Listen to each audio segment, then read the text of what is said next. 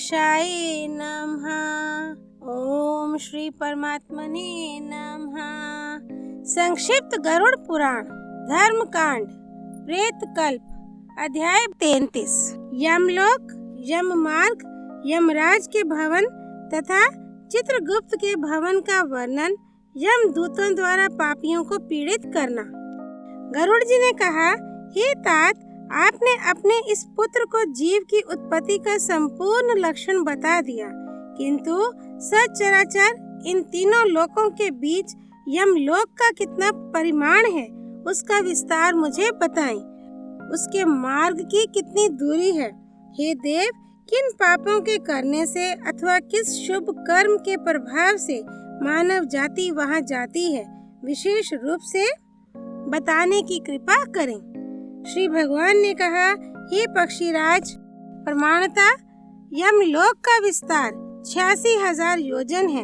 मनुष्य लोक के बीच से ही उस लोक का मार्ग है, जो धौकनी से दहकाए गए तांबे के समान प्रज्वलित और दुर्गम महापथ है। पापी तथा मूर्ख व्यक्ति वहां जाते हैं। अत्यंत तेज, देखने में महाभयंकर लगने वाले अनेक प्रकार के कांटे उस महापथ में हैं। उन्हीं कांटों से परिव्याप्त ऊंची नीची अग्नि के समान दहकती हुई उस महापथ की भूमि है। वहाँ वृक्षों की कोई छाया भी नहीं है, जहाँ पर ऐसा मनुष्य रुक करके विश्राम कर सके। उस मार्ग में अन्न आदि की भी व्यवस्था नहीं है, जिसके द्वारा प्राणी अपने प्राणों की रक्षा कर सके। वहाँ जल भी नहीं दिखाई देता है, जिससे उसकी प्यास बुझ जाती हो। भूख प्यास से पीड़ित वह पापी उसी महापथ में चलता है। अत्यंत दुर्गम उस यम मार्ग में वह ठंडक से कांपने लगता है। जिसका जितना और जिस प्रकार का पाप है, उसका उतना वैसा ही मार्ग है। अत्यंत दीनहीन, कृपण और मूर्ख तथा दुख से व्याप्त प्राणी उसी मार्ग को पार करते हैं। आत्मकृत दोषों से बारंबार संतप्त कुछ लोग वहाँ के असह्य कष्ट से व्यथित होकर करुण चित्कार करते हैं।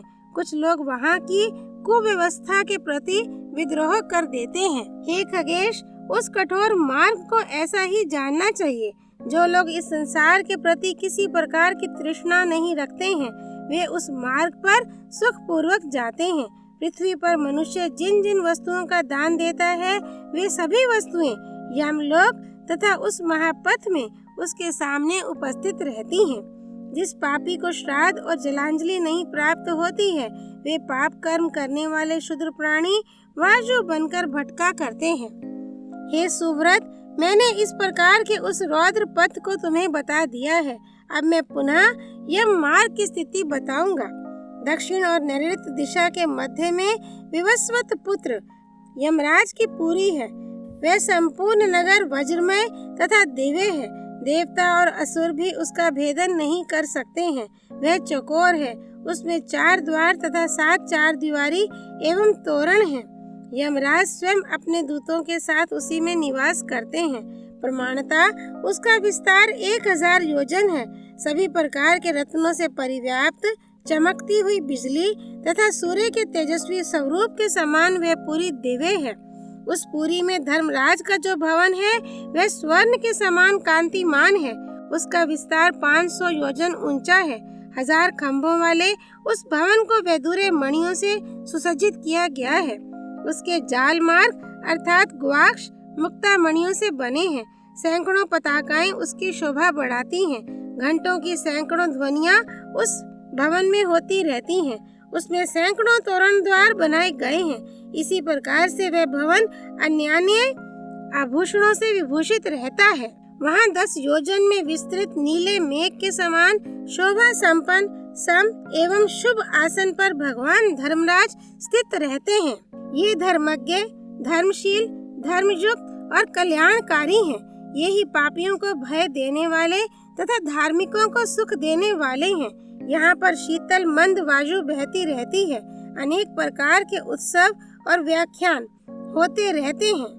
सदैव शंख आदि मांगलिक वाद्यों की ध्वनियाँ सुनाई देती हैं। उन्हीं के बीच धर्मराज का संपूर्ण समय बीतता है। उस पुर के मध्य भाग में प्रवेश करने पर चित्रगुप्त का भवन पड़ता है, जिसका विस्तार 25 योजन है। उसकी ऊंचाई 10 योजन है। वह लोहे की परिखा के द्वारा चारों ओर से घिरा हुआ एक महादिव्य भवन है। इसमें आने जाने के लिए सैकड़ों गलियां हैं और सैकड़ों पताकाओं से ये सुशोभित रहता है। सैकड़ों दीपक इस भवन में प्रज्वलित रहते हैं। बंदी जनों के द्वारा गाए बजाए गीत और वाद्य यंत्रों की ध्वनियों से ये भवन गुंजायमान रहता है।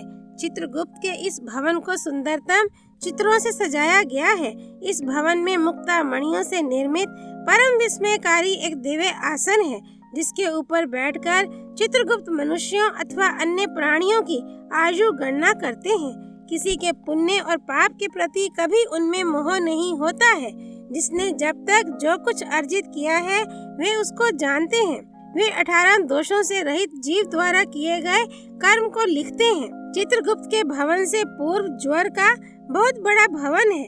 उनके भवन से दक्षिण शूल और लता विस्फोटक के भवन है। पश्चिम में कालपाश, अजीर्ण तथा अरुचि के भवन है। मध्य पीठ के उत्तर में विशुचिका, ईशान कोण में शिरोवर्ती, आग्नेय कोण में मुक्ता, नैऋत्य कोण में अतिसार, वायव्य कोण में दाहसंज्ञक रोग का घर है। चित्रगुप्त इन सभी से नित्य परिवृत रहते हैं। हे ताक्षय, कोई भी प्राणी जो कुछ कर्म करता है वह सब कुछ चित्रगुप्त लिखते हैं। धर्मराज के भवन के द्वार पर रात दिन दूतगण उपस्थित रहते हैं। यमदूतों के महापाश से बंधे पापी और नीच व्यक्ति मुद्गरों से मार खाते हैं। वहाँ नाना प्रकार के पूर्वकृत पाप कर्मों से युक्त मनुष्यों को विभिन्न धारदार अस्त्र शस्त्रों तथा अनेक यंत्रों से मारा जाता है। पापियों को देखते हुए अंगारों के द्वारा घेर दिया जाता है। पूर्व कर्मों के अनुसार लोह पिंड के समान वे उसी में दग्ध किए जाते हैं। अन्य बहुत से पापियों को पृथ्वी पर पटक करके कुल्हाड़े से उन्हें काटा जाता है। पूर्व कर्म के फलानुसार वे चिल्लाते हुए दिखाई देते हैं। कुछ पापियों को गुड़ पाक और कुछ को तेल पाक में डालकर पकाया जाता है। इस प्रकार उन यमदूतों से पापियों को अत्यधिक कष्ट भोगना पड़ता है। अन्य पापी उन अत्यंत निर्दयी दूतों से बार बार क्षमादान की प्रार्थना करते हैं, पर यमदूत उनकी एक नहीं सुनते हैं। हे ताक्षय, इस प्रकार पापियों के लिए कर्मानुसार बहुत से नरक कहे गए हैं। अध्याय 33 संपूर्ण। तमेव माता च पिता त्वमेव, तमेव बन्धुश्च सखा त्वमेव, तमेव विद्या द्रविणं त्वमेव, तमेव सर्वं मम देव देव। श्री विष्णु नारायण भगवान की जय। भगवान श्री कृष्ण की जय। गरुड़ पुराण की जय। श्री हरि अर्पणमस्तु। धर्म की जय हो, अधर्म का नाश हो, प्राणियों में सद्भावना हो, विश्व का कल्याण हो।